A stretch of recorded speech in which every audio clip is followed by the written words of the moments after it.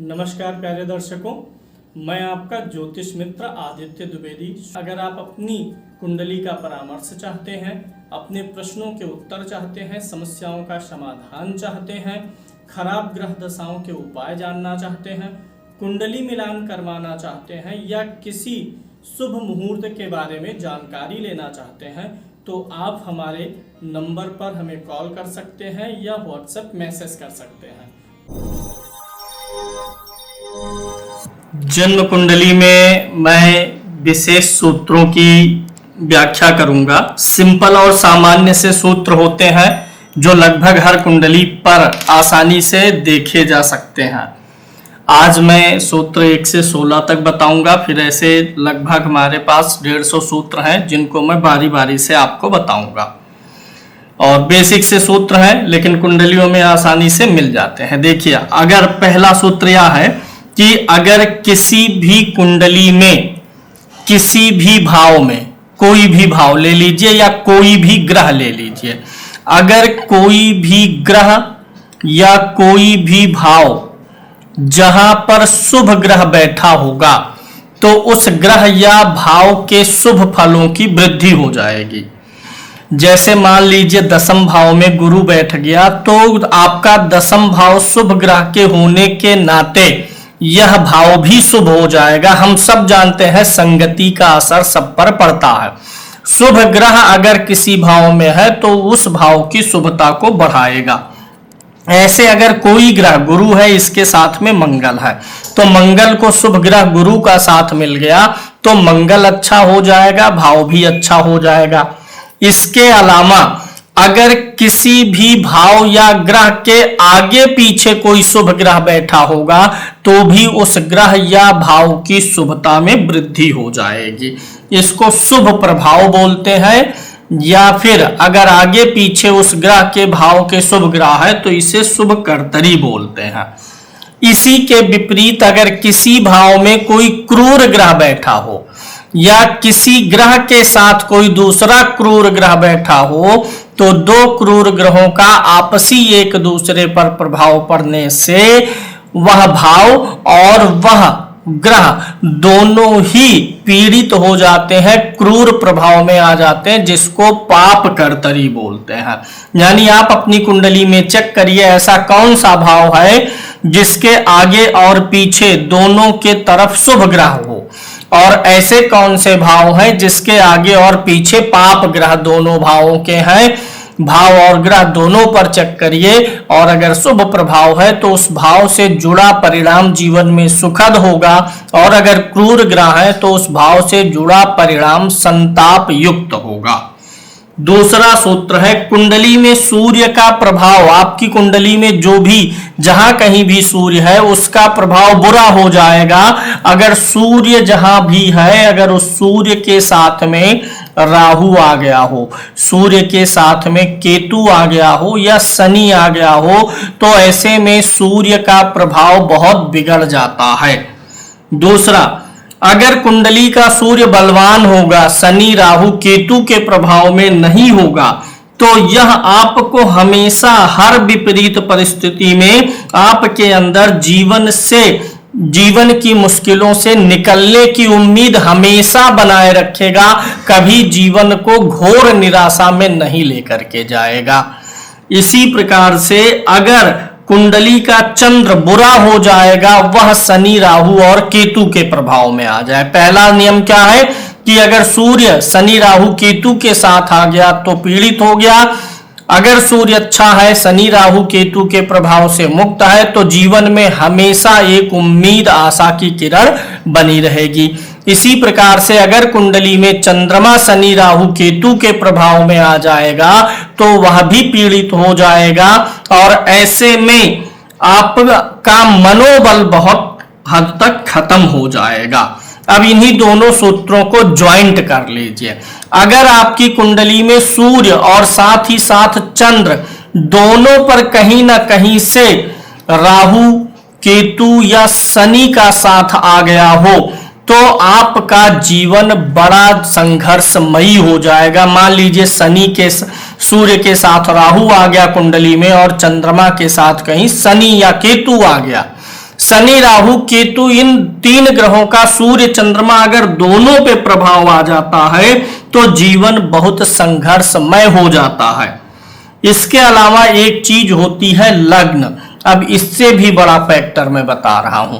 अगर आपकी कुंडली में सूर्य और चंद्रमा पर शनि राहु केतु का प्रभाव हो, साथ ही साथ लग्न पर या लग्नेश पर भी शनि राहु केतु का प्रभाव आ जाएगा, तो पूछना ही क्या है, आपका जीवन रुकावटों से भर जाएगा, मानसिक तनाव से भर जाएगा, आत्मबल और मनोबल दोनों से आप पीड़ित हो जाएंगे और दूसरों के द्वारा दी गई पीड़ा या तंत्र बाधा किया कराया ये सब आपको बहुत ज्यादा इन्फ्लुएंस करने लगेंगे जब सूर्य और चंद्रमा के साथ साथ लग्न या लग्नेश भी शनि राहु केतु के प्रभाव में आ जाएगा। तब ऐसी स्थिति में जब सूर्य और चंद्रमा दोनों राहु केतु के इन्फ्लुएंस में, शनि के इन्फ्लुएंस में आते हैं तो जीवन लक्ष्यहीन सा होने लगता है। जीवन में आप जो कुछ करते हैं, आप कोई लक्ष्य बना करके उद्देश्य की प्राप्ति करके नहीं कर पाते। आपको समझ में नहीं आता कि मेरा लक्ष्य क्या है, मैं करूं कहां, किस चीज में जीवन को सेटल करूं। इसलिए यह दोष अगर कुंडली में हो तो शनि राहु और केतु का उपाय करना चाहिए। किसी का मन अगर पढ़ाई में नहीं लग रहा है, किसी पढ़ाई में या किसी भी काम में अगर सवाल मन लगने का है, किसी भी काम में मन लगना, पढ़ाई में मन लगना, अगर मन लगने से कोई भी जुड़ा प्रश्न है तो आपको कुंडली में चंद्रमा को जरूर देखना चाहिए।